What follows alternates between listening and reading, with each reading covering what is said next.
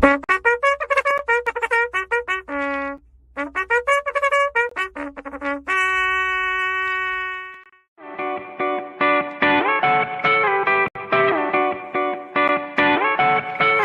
feel like I'm on the ball today. I even felt exempted from the law today. It's like this revelation dawned on me. It's so amazing, helps support the cause. I get everyone involved. I feel like I'm on the ball today. I even felt exempted from the law today.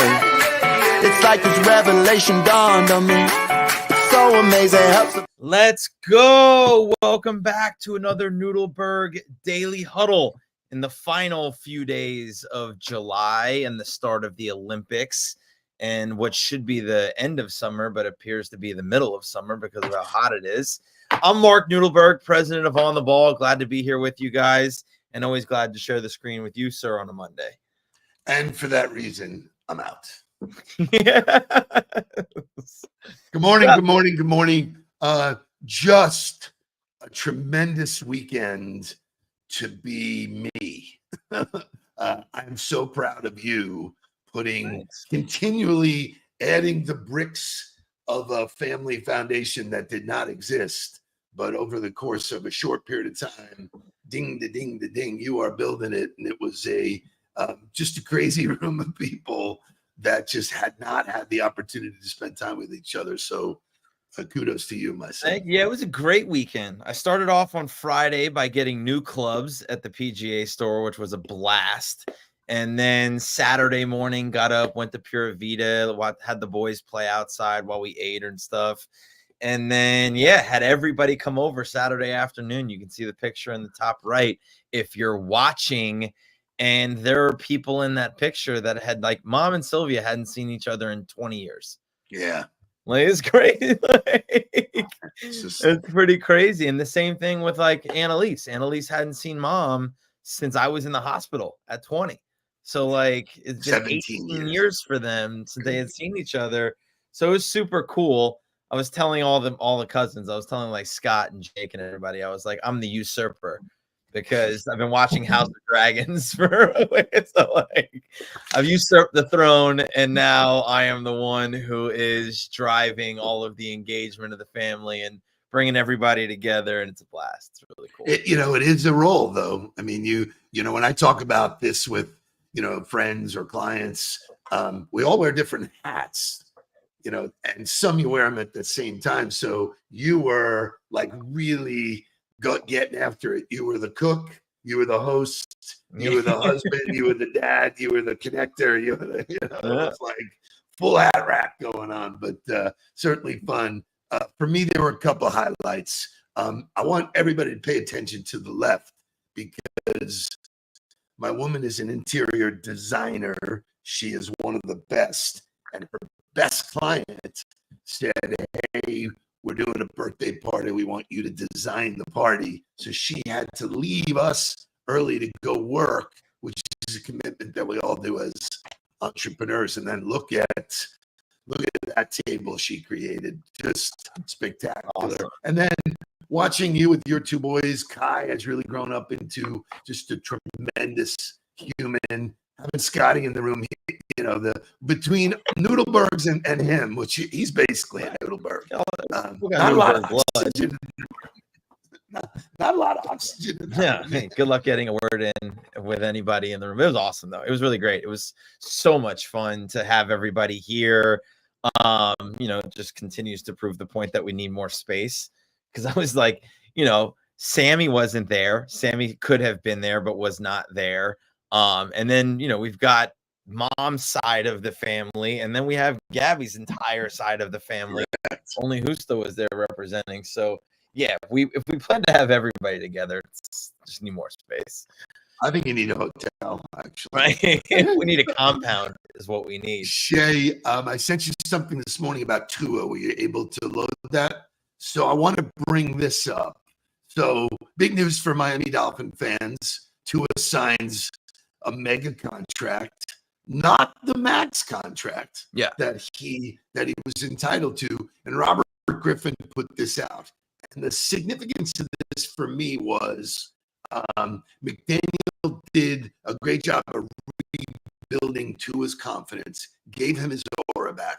Coaching matters. Comment, Coach Noodle. 1,000%. You know, Tua does not get this contract without Mike McDaniel. Now, does he get it with another coach? Sure. If there's another coach out there that can come in and do the same thing he did for Tua, I don't doubt that Mike McDaniel is the only person in the world to do it. There are other great coaches. But yes, there is no way that Tua goes through what he goes through early in his career and then gets this career without getting the right guy in the coaching seat for him that he needed. And so it's an unbelievable story of talent, of adversity, and then the right combination of people coming together to help you get rewarded. But at the end of the day, you still got to win. Yeah. Right? Like, I'm so glad we locked him in as the franchise quarterback. So glad there's no more ambiguity as to what's going to happen. And so now it's really like, as you're entering into camp started last week for them. We'll be out there on Friday. For anybody that's going to be out at Dolphin training camp on Friday, we'll be out there. But now there's no bullshit anymore. Like, time to lock in, and the expectation is to win and deliver on that kind of contract. He hyped up the crowd. He hyped up the crowd yesterday by doing the Rod Tidwell "Show Me the Money." Yeah, no, it's fantastic, and I think it's good for the locker room too. You know that he's the guy. You're not jockeying back and forth between other people and stuff like that. So it's good for the organization. It's good for him. It's good to see. It's awesome. And am I wrong, or does he look different? Yeah, like, I mean, look, you don't get paid $212 million and not look different after that. Like, no, I think he lost weight this season, the offseason. Right. He got a little thinner. I think he's figuring it out. You know, I mean, at the end of the day, he's proven that he can execute. He's got to do it and win big games now. But you take the best that you make the best decisions you can and you go with it. And it's gonna be awesome to see it happen. So thank you for being here. Thank you, Laura Brody, Michelle, Jeff, Becky, Blair, all the regulars. Ed Dykes is here this morning. Let's wake this thing up. We got a fun show because I got tons of just random shit.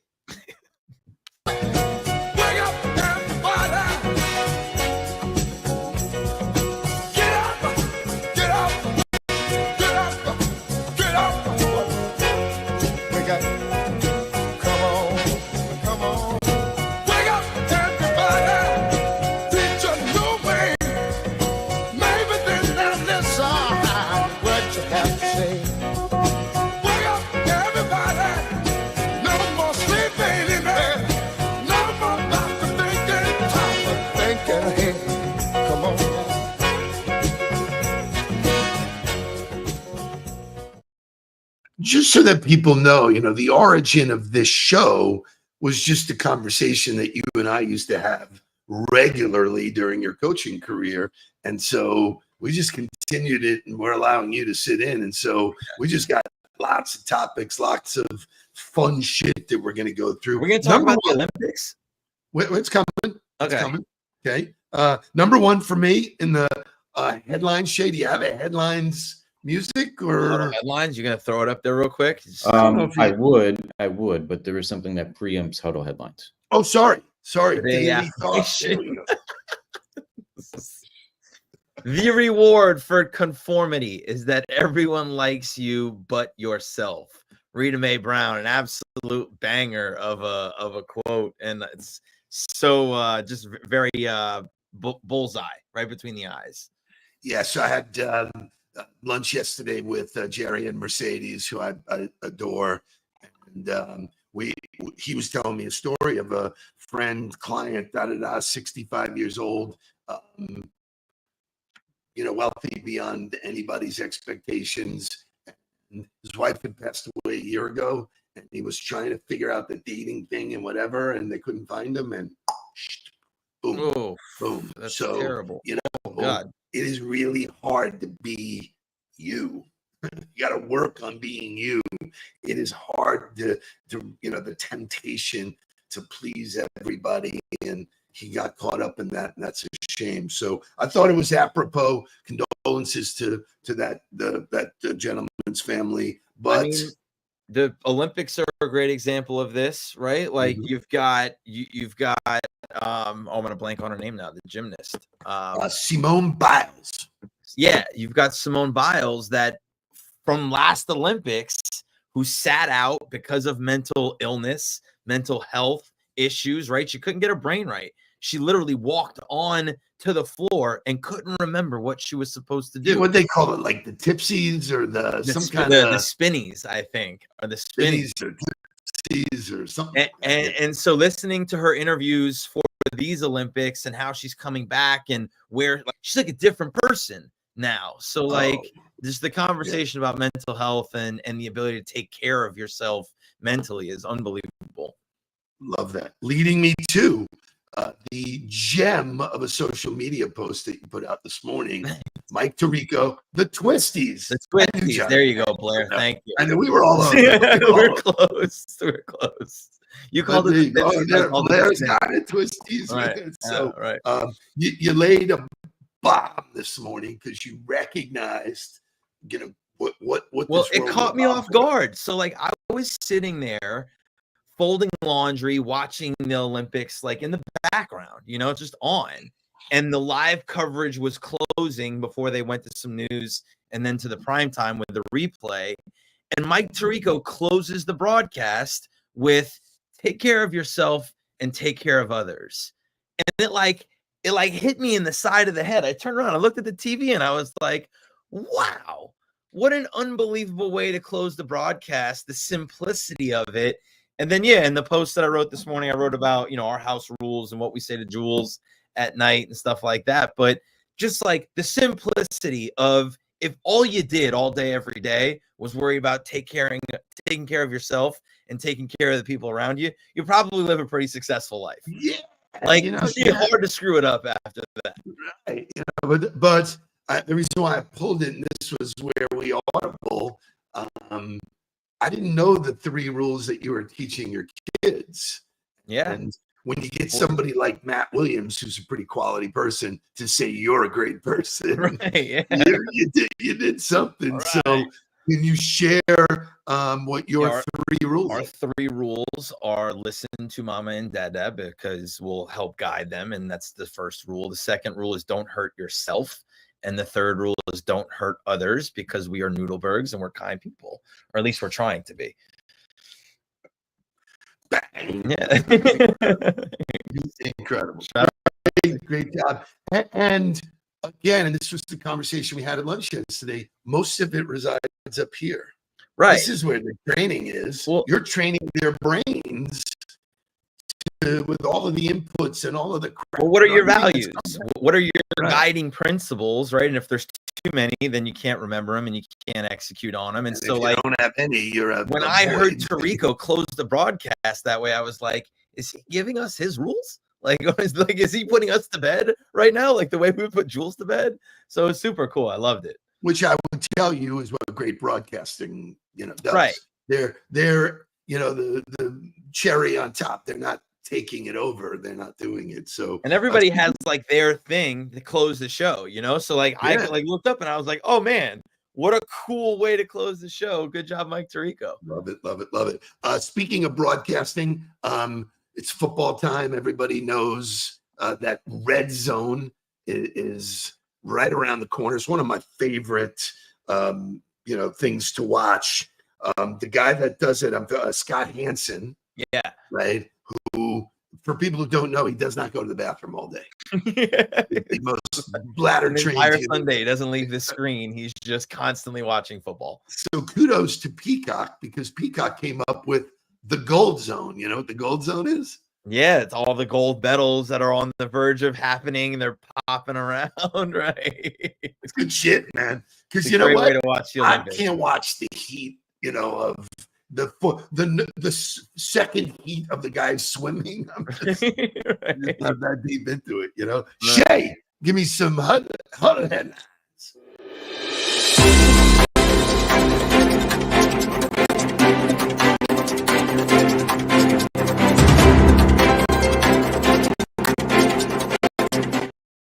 God, I love that song. That's good shit. So first thing up, if you're bitching and moaning and, complaining, don't anymore, because the U.S. economy, Shay, show me the U.S. economy. Mark, read that. Grew at a 2.8 per annual rate in the second quarter as lower inflation and a strong labor market fueled consumer spending. Gotta love that. Gotta love that heading into the election. I think you got to look yourself in the mirror and say, is it within my reach to get what I want? Yeah. And I think that's happening to a lot of people. So anyway, it also goes back to don't allow the environment to dictate your behavior. Correct. Right? Like, because then there's also the other side of it, which I'm having this conversation, I feel like a lot right now, which is like, oh, well, we're unsure what's going to happen with the election and people's spending is getting tighter and yada, yada, yada. I'm like, you're allowing all that noise to affect your behavior. Environment doesn't dictate behavior. You should be able to do what you need to do to be successful, no matter what, whether the economy is growing or closing. Unless, and that's what I love about what we do, unless your environment kicks you in the ass. Show me the way. Wild scenes off the coast of New Hampshire as a whale breaches, and you can see it capsize that boat. Thanks for joining us. I'm Erica Taranto. And I'm Ben Simino. It is. Yeah, this is why I don't go out in the ocean. This is exactly the reason I don't leave the intercoastal. Holy shit! So I don't care what you're thinking at that particular moment, because wow, that's crazy stuff. Crazy, it's nuts. Crazy. A whale almost ate a boat. like it's basically what happened. The whale came out of the water, landed on the boat, capsized the boat. Like Jonathan has to do stand up. I would pay to go see Jonathan Aarons do stand up. Honestly, So, and I share this stuff with you because this is how you share with your existing friends and clients and stuff. Take this stuff, run with it. Talk about. Saying, hey man, did you see this? And did you know? And FYI, I don't need to remind anybody about this, but it's freaking hot. And I say every year, like, I don't remember it being this hot. We broke the record last week. Yeah, in thousands of years. There's no like real data point for like how hot the earth was 3,000 years ago, but in recorded history, within thousands of years, it was the hottest day ever recorded. And I was in front of the grill, which like, the worst place it could have been. It was funny though, like everybody was sweating. So like we had the barbecue, we were outside, everybody's outside sitting around, and people were like rotating from being outside to inside. Like, got to get some air conditioning to cool down before I go back out there. I had an ice cold adult beverage. I'm smoking my cigar, and then at one point it was like everything started to get blurry. It was like, let's forget it. Yeah, I finished the first round of chicken and steak and was like, I think I started the second round and I was like, oh yeah, I'm gonna have to get in the pool. This is like, I'm not gonna take another 15 minutes of this. Our last one today in the Huddle headlines: Say It Ain't So, Southwest. Yeah, Southwest going to assign seats. No longer will you be able to crack the joke, what seat are you, as you're getting on to the Southwest airline. It is official. They're going to go to assigned seating and operate like every other airline, which thank God, because I can tell you that I was never a fan of the open seating. I didn't dig it. I like to know where I'm sitting. I'd like to pay more to know. Happy to pay for the seat up front. Yeah. So me too. So from a cost perspective, they decided to do that. Crazy stuff. Shay, very relative to play our motivational music today, because it will lead us to a conversation about Gilbert's Law.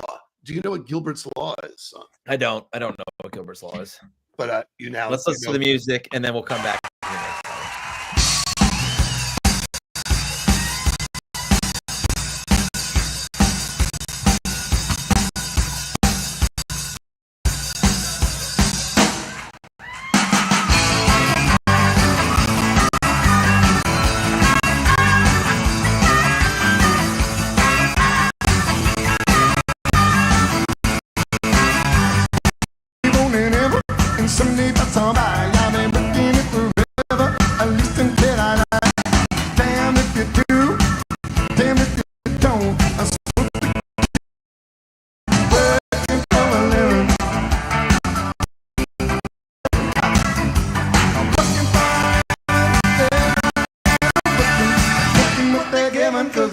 for a living.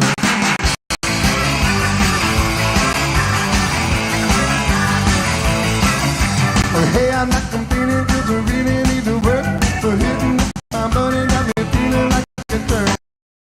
200 rent, I get a check on Friday, but it's already spent. Working for a living. Working for a living.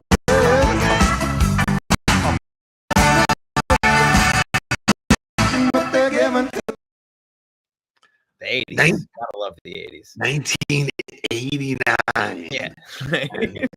Just as good as it was. Just as good as it was back then. So Gilbert's Law. Gilbert Lafayette.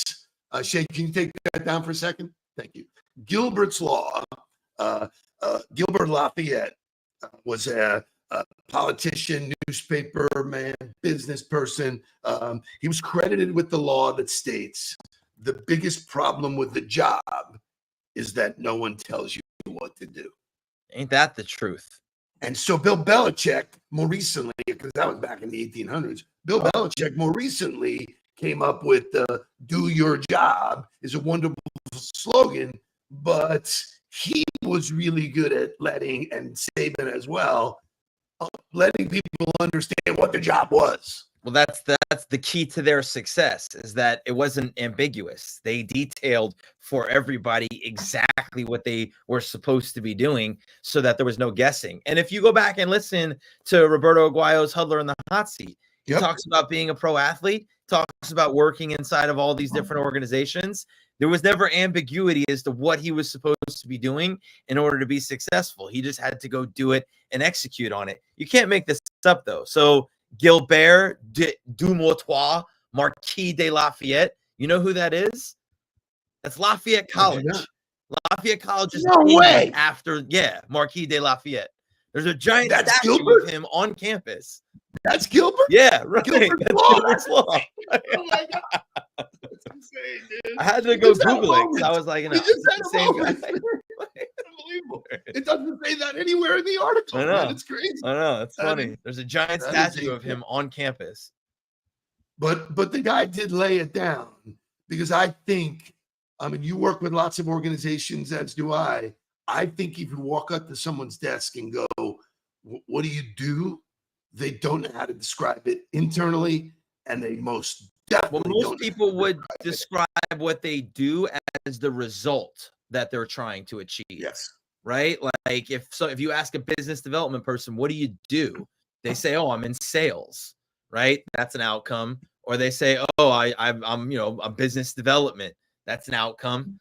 You know what I mean? Like there's nobody who goes, oh, this is exactly the behaviors that I live. This is exactly what I do on a daily basis in order to get the result. And yeah, that's the problem with most organizations. I love answering that question for people.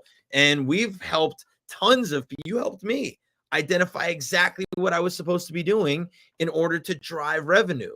When you asked me what business development was, it was great. I got to create connections in order to get conversations. Simple. That's what I have to be doing. Your job is to get conversations that create opportunity, period. Right.